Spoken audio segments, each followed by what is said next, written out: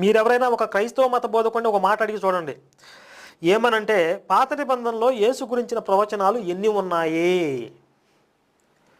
పాత నిబంధనలో ఉన్నటువంటి 39 పుస్తకాల్లో యేసు గురించి ఏదైనా ఇన్ఫర్మేషన్ ఉందా? యేసు గురించి ఏమైనా ప్రవచనాలు ఉన్నాయా అని ఒక ప్రశ్న అడిగి చూడండి. అప్పుడు బోధకుల్లో ఎవరి సామర్థ్యాన్ని బట్టి వారు ఒక్కొక్కరు 1000, 2000, 3000, 5000 ఇలా చెప్పుకుంటా పోతారు. ఏలం పాటలాగా పెరుగుతూ ఉండేది పాట. నాది 1000, నా 2000, నా 3000, నా 5000, ఇవన్నీగా రౌండ్ పేరు వేసుకో 10,000 అంటాడు ఒకడు వచ్చి. అవేంటో చెప్పండి అని అడిగితే బైబిల్ని అడుదిప్పి ఇటుదిప్పి కింద మీద పడి 30 నుంచి 40 వాక్యాల వరకు చూపించి అప్పటికే గుడ్లు తేలేస్తారు.